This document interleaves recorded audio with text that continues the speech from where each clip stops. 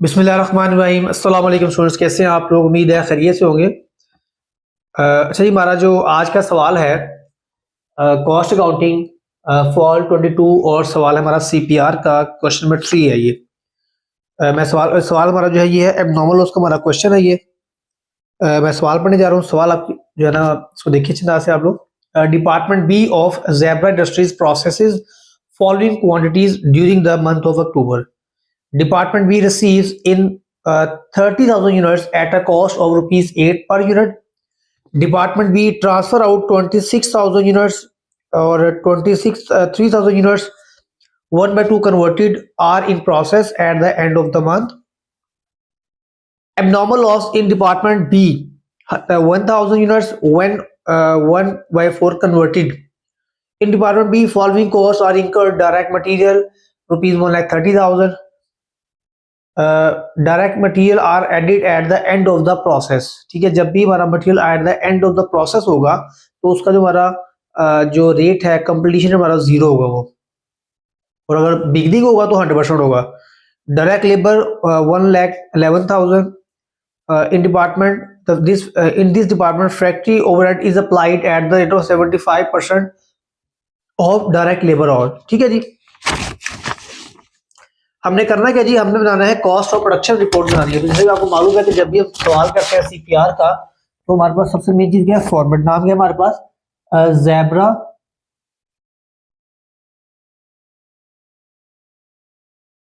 Industries.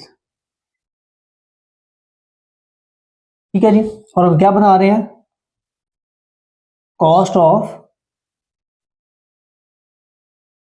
Production report. ठीक है, और एज ऑन या eight the end of the month, eight the end of the month. और department कौन सा हमारे पास, डिपार्टमेंट है हमारे पास 2। अब पहले क्या बनाएंगे, हमारे पास सबसे मेन चीज क्या है, पहले क्वांटिटी स्केड्यूल। Quantity schedule. अच्छा देखिए, ये चीज आपको ना फिंगर टिप्स पे होनी चाहिए। देखिए अभी हमने सवाल सिर्फ रीड किया है, हम सवाल में से ये कुछ भी सवाल में लिखा हुआ, ये कुछ भी सवाल में लिखा हुआ, अब यही बात मैं लिखते जा रहा हूँ। यहाँ पर देखें, units from previous department, units from previous department. ठीक है, अब ये भी चीज सवाल में नहीं लिखी हुई,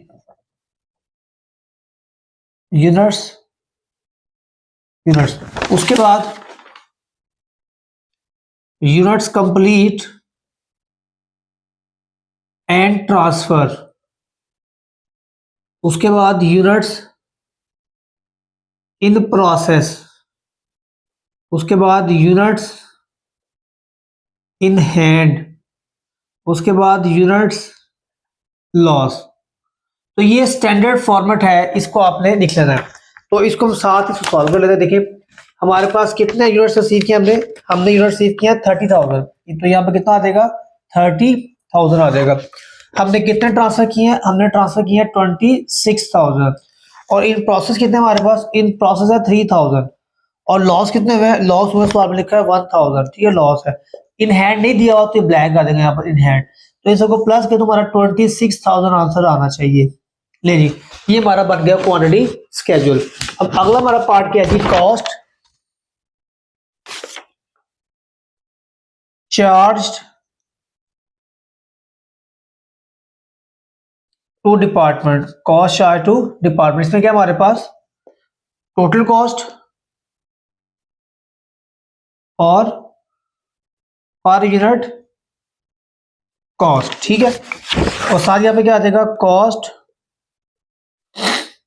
added by, cost added by. तो यहां पर क्या है जी, cost of units, cost of units from previous department. कितना जी हमारे पास, उसने दिया यूनिट कॉस्ट दी हुई है 8। अब मैंने ये कॉस्ट निकालती हूँ 30,000 को मल्टीप्लाई करूंगा 8 के साथ। ठीक है, तो मेरे पास ये वैल्यू आ जाएगी 30,000 इंटू 8, तो कितना आ जाएगा 2,40,000। और जब ये दी होती है तो इसको हम डिवाइड करते हैं, भैया आंसर आ जाता है। उसको हमारे पास क्या आ जाएगा, मटीरियल, लेबर और FOH। ठीक है, कितना दी मटीरियल हमारे पास मालूम से दिया मटीरियल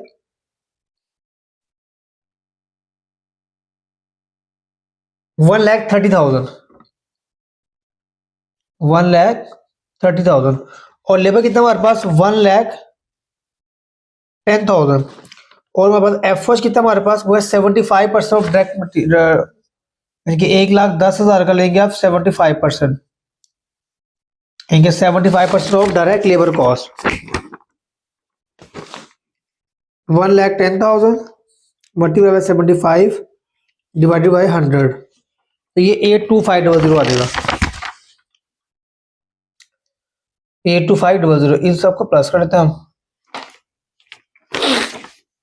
82500 प्लस 1,10,000 प्लस 1,30,000 प्लस 2,40,000, तो 5,62,500, 5,62,500, ये बस को टोटल आ गया। अब मुझे क्या चाहिए, अब चाहिए मुझे unit cost of material, labour और FOH।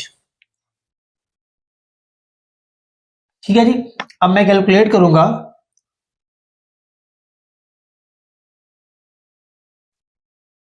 पर यूनिट कॉस्ट। ठीक है, और कैसे आएगी, मटेरियल की अलग निकालेंगे हम, लेबर की अलग निकालेंगे और FOH के हम लोग अलग निकालेंगे। मटेरियल, लेबर और FOH, तो इसका फॉर्मूला क्या जी, कॉस्ट ऑफ मटेरियल कितना हमारे पास 1,30,000, और डिवाइड किससे करेंगे हम, इक्वल प्रोडक्शन के साथ। और लेबर कितना हमारे पास 1,10,000, और डिवाइड करेंगे हम इक्वल प्रोडक्शन के साथ।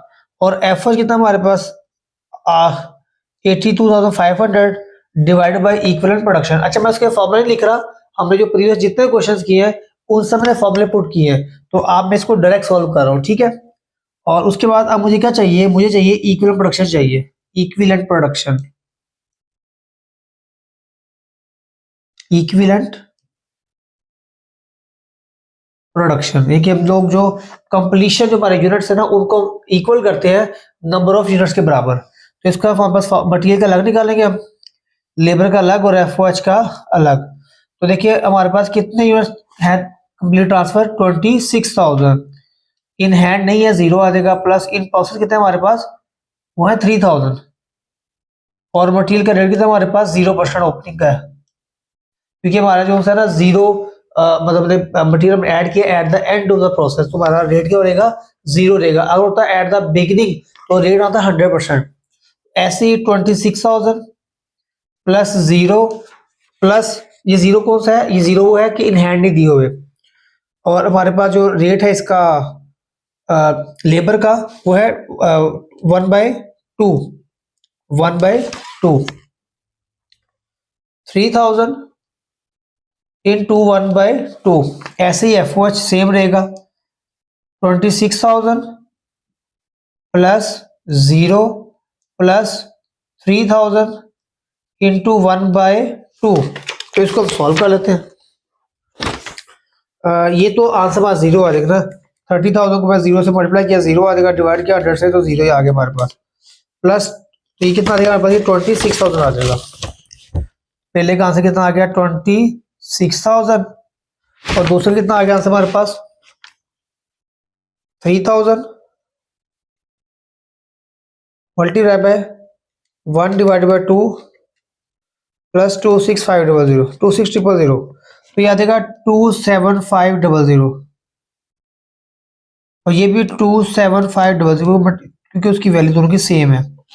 अब यहाँ लिखूंगा 26,000, यहाँ लिखूंगा 27,500। अच्छा, एक चीज हमारी मिस हो गई है, ये देखिए हमारे पास ना सवाल में था एबनॉर्मल लॉस। ठीक है, तो जब भी सवाल में एबनॉर्मल लॉस होगा तो उसका जो ट्रीटमेंट होगा उसका हम यहाँ ट्रीटमेंट करेंगे। यहाँ पर एबनॉर्मल लॉस का हमने कितने लॉस किए हैं, हमने लॉस किया 1,000, कितने लॉस किए 1,000। और रेट क्या है हमारे पास, मटीरियल तो 0% रहेगा, 0/100 रहेगा।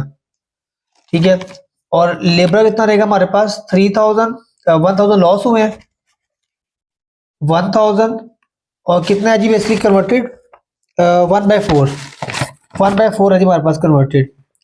और कन्वर्टेड मुराद क्या है, लेबर और एफओएच का रेट सेम है 1/4, ठीक है। तो अब इसको देखते हैं कितना आता है आंसर हमारे पास 26,000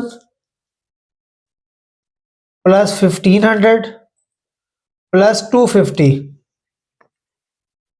26,500 प्लस 1500 प्लस 250,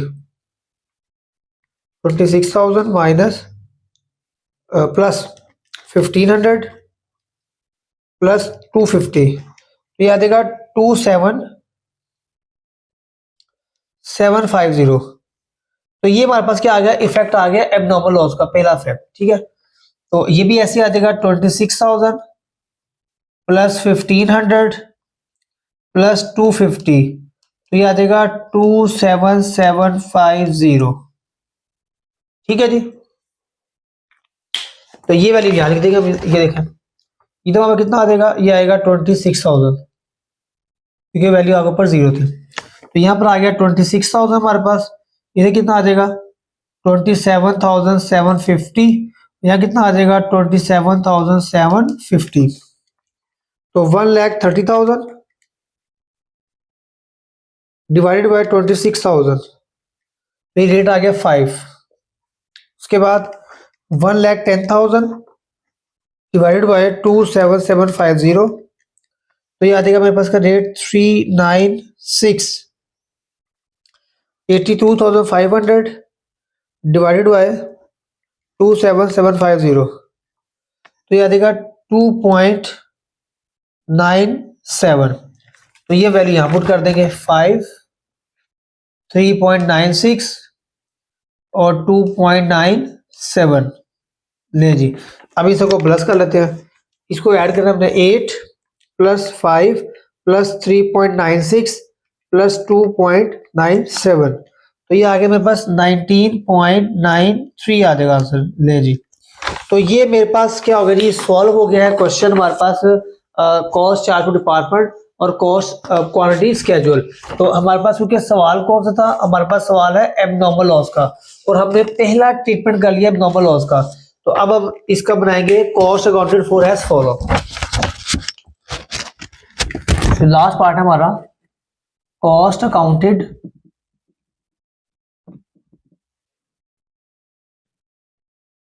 फॉर एज। अच्छा देखिए, मैंने आपको पहले भी जितने क्वेश्चंस करवाए हैं, मैंने आपको एक ही बात कही है कि जिस बच्चे को फॉर्मेट्स अच्छे अंदाज से आते हैं, न्यूमेरिकल सब्जेक्ट में जो सबसे मेन चीज वो फॉर्मेट है। अगर आपको फॉर्मेट आता है अच्छे अंदाज से, तो आप सवाल इजी सॉल्व कर सकते हैं, क्योंकि जस्ट आपने जो सर वैल्यू जो ना बनाना है फॉर्मेट, और आपने वैल्यू पुट कर देनी है आपने, ठीक है।